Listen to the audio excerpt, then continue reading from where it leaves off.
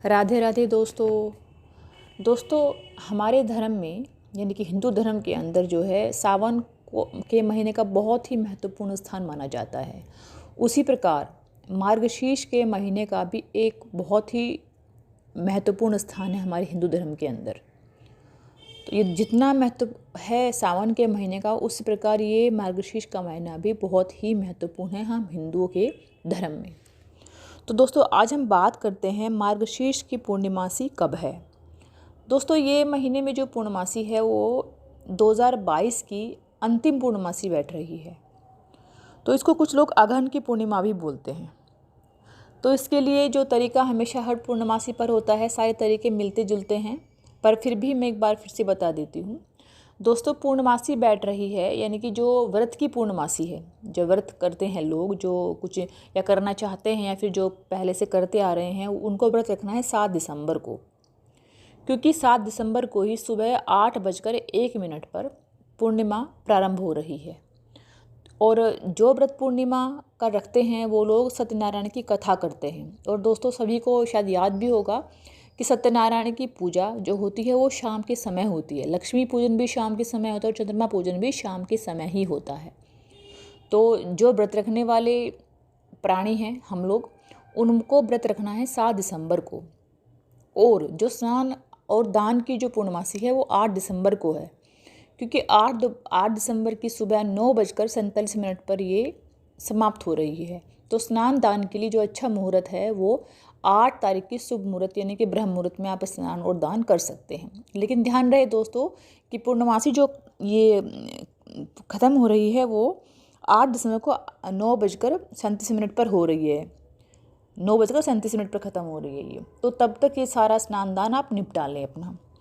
और दोस्तों जैसे कि हम जानते हैं कि पूर्णिमा के दिन जो दान किया जाता है उसमें सफ़ेद वस्तु का बहुत ही अत्यधिक महत्व है। जैसे आप चावल दान करें, सफ़ेद रंग का चावल होता है हमेशा ही, और दूध भी दान कर सकते हैं। फिर खीर अगर बनाए तो घर में उसका बहुत ही आपको शुभ लाभ मिलेगा। खीर का भोग लगाना सत्यनारायण को और लक्ष्मी माता को, चंद्रमा को भी अत्यंत आवश्यक है। इससे आपको बहुत अच्छा फल मिलता है। जो आपके दुख दर्द हैं, सारी बाधाएं हैं, वो दूर होती हैं, क्योंकि ये एक प्रसाद है जो पूर्णमासी में मनाया ही जाता है। कुछ लोग क्या करते हैं कि चलो बताशे बांट दिए, फिर ऐसा कुछ बांट दिए तो वाइट होते हैं। पर दोस्तों मैं कहूँगी अगर आप व्रत रख ही रहे हैं या फिर पूर्णमासी को मना ही रहे हैं तो तरीके से मनाएं। खीर अवश्य बनाएं, क्योंकि उसी के भोग से हमारे जो चंद्रमा हैं, विष्णु भगवान हैं और लक्ष्मी माता प्रसन्न होती हैं।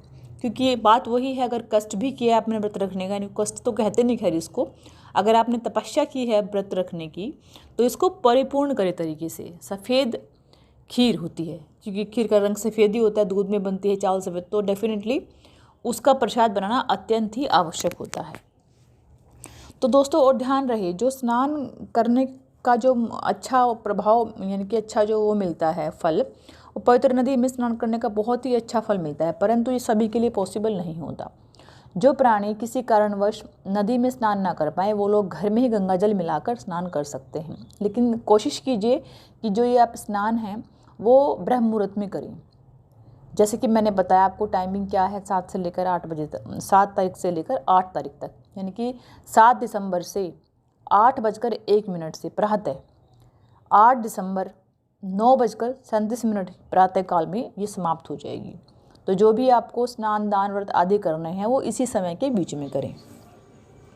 और दोस्तों जैसे कि मैंने बताया, जो कुछ लोग सत्यनारायण की कथा भी कराते हैं और ख़ुद भी पढ़ते हैं। बाई चांस आप ना करा पाएँ, बार बार ये किसी किसी के लिए पॉसिबल नहीं होता, कई बार टाइम नहीं मिलता, कभी बजट अलाउ नहीं करता, तो आप भले ही पंडित से ना कराएं, लेकिन ये अगर आप ये व्रत रख रहे हैं या ना भी रखे अगर मानते हैं तो सत्यनारायण की कथा आपको ज़रूर पढ़नी चाहिए, क्योंकि उसी के बाद ही सारा फल आपको मिलता है। अगर आप क्योंकि देखो दोस्तों हम जानते हैं अगर हम कुछ व्रत रख रहे हैं, कई बार हमें फल नहीं मिलता, या तो हम कहीं कमी छोड़ देते हैं।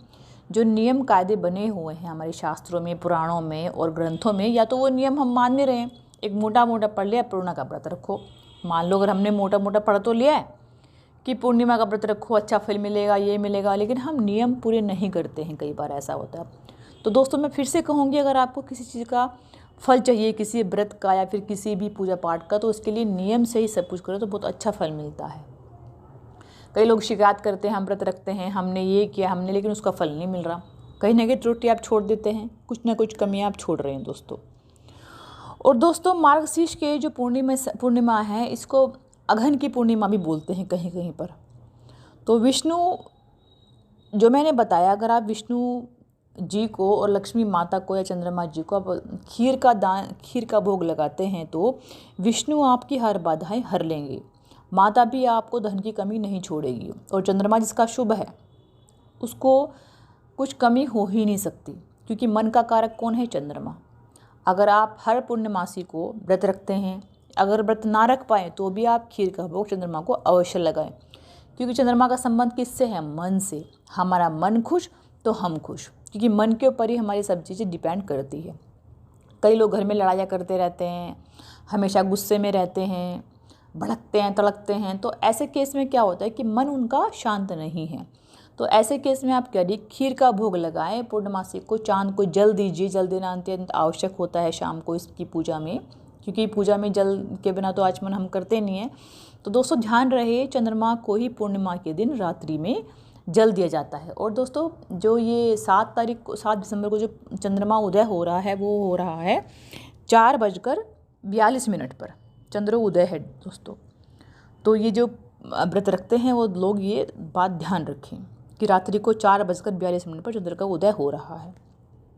और दोस्तों हाँ, चावल का दान चंद्रमा को बहुत खुश करता है, और ये दान आवश्यक है अगर आप अपने मन पर कंट्रोल चाहते हैं, मन को खुश रखना चाहते हैं, क्योंकि हमारे मन और दिल पर ही और दिमाग पर ही सारी खुशियाँ हमारी डिपेंड करती हैं। और दोस्तों माता लक्ष्मी को खीर चढ़ाएं, खीर का भोग लगाएं, उनको लाल फूल अर्पित करें, कुछ वस्त्र अर्पित कर सकते हैं, अगर नहीं है तो आपके पास कम से कम सिंदूर जरूर उनको अर्पित करें, सिंदूर अवश्य लगाएं जो विवाहित महिलाएं होती हैं। तो और तुलसी को भी जल दें, लेकिन तुलसी का पत्र ना तोड़ें, क्योंकि तुलसी को हाथ लगाना मना होता है, परंतु आप उनको जल दे सकते हैं।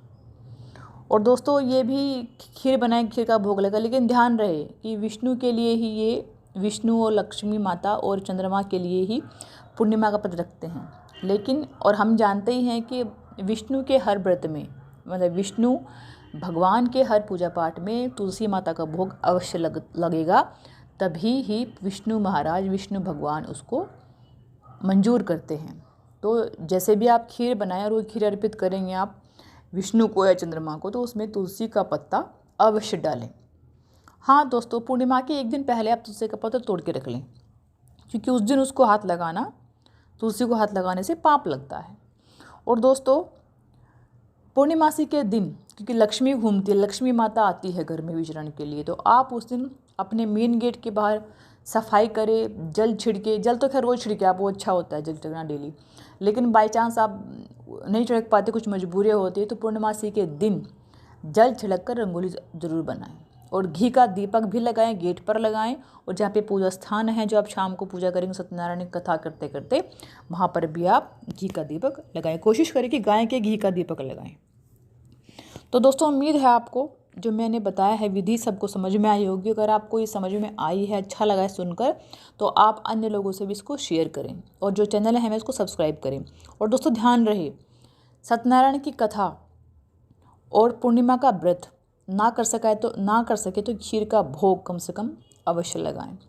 और ये जो मैंने बताया है, इससे जो कम से कम इस दिन दान तो अवश्य करें ही। दान करने, अगर थोड़ा सा भी दान करते तो उसका 32 गुना फल मिलता है आपको, क्योंकि मार्गशीर्ष की पूर्णिमासी में दान का अत्यंत ही महत्व है।